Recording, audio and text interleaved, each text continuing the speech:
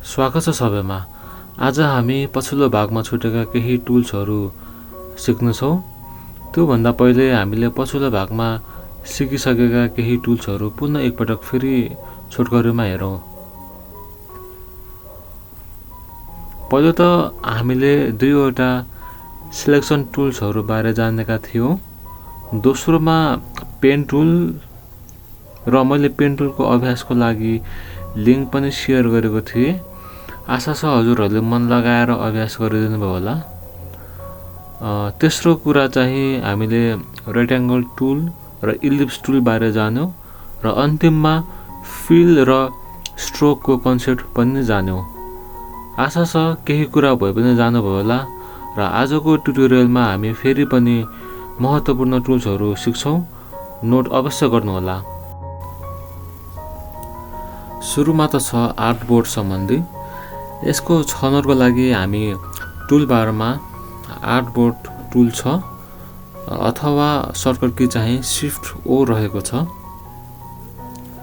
Artboard tool छनौट गरिसकेपछि यहाँ माथि कन्ट्रोल बारमा आर्टबोर्डलाई हेरफेर गर्न सकिन्छ। जस्तै सुरुमा छ आर्टबोर्डको साइज, डिफ्रेन्ट प्रिसेसहरू छन्, र अहिले चाहिँ हाम्रो A4 साइज पेपर सिलेक्ट छ।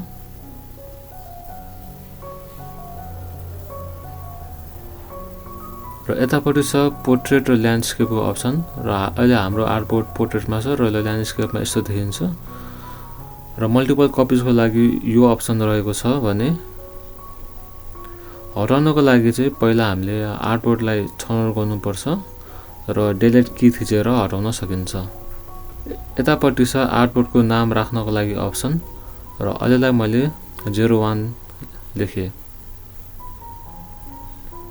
र अन्तिममा चाहिँ हामीले चाहे अनुसारको लम्बाइ चौडाइ राखेर पनि आर्टबोर्डको सृजना गर्न सकिन्छ।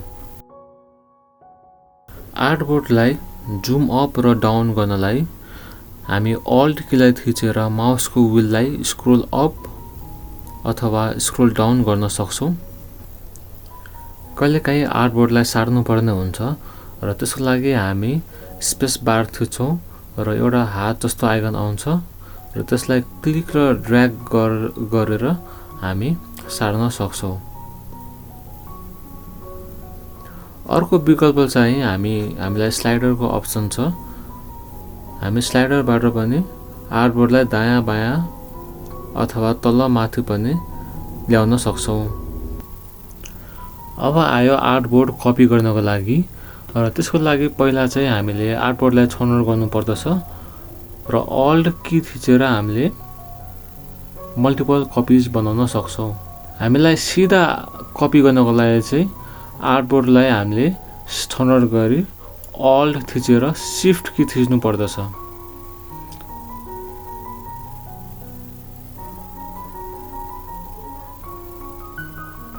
हामीले चाहेको आर्टबोर्डलाई छनौट गरी नोडमा थिची आर्टबोर्डको साइजलाई हामीले बढाउन पनि सक्छौँ र घटाउन पनि सक्छौँ।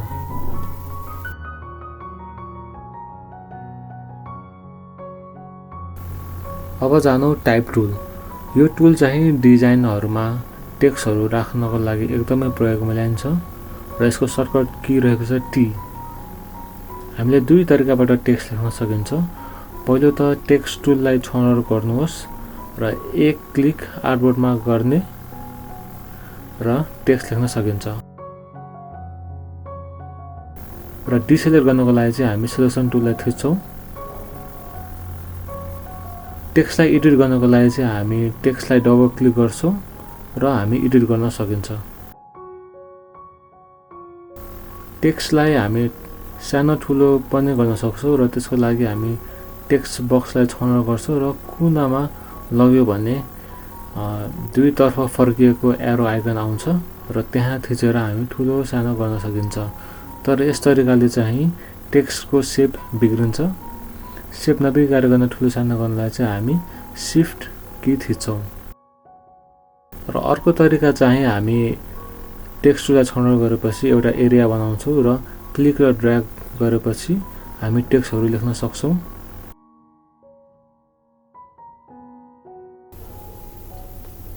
टेक्स्टहरूलाई हेरफेर गर्नलाई हामीलाई कन्ट्रोल बारमा धेरै अप्सन्सहरू छन्,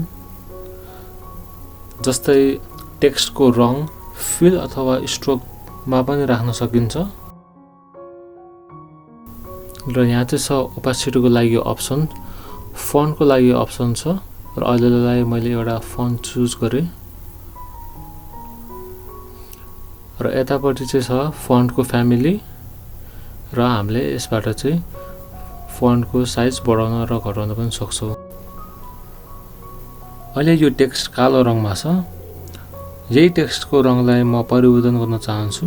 सुरुमा त यसलाई कपी गर्छु र कपी गर्नको लागि अल्ट कीलाई थिचेर क्लिक एन्ड ड्र्याग गर्छु र एउटा कपी बनाउँछु।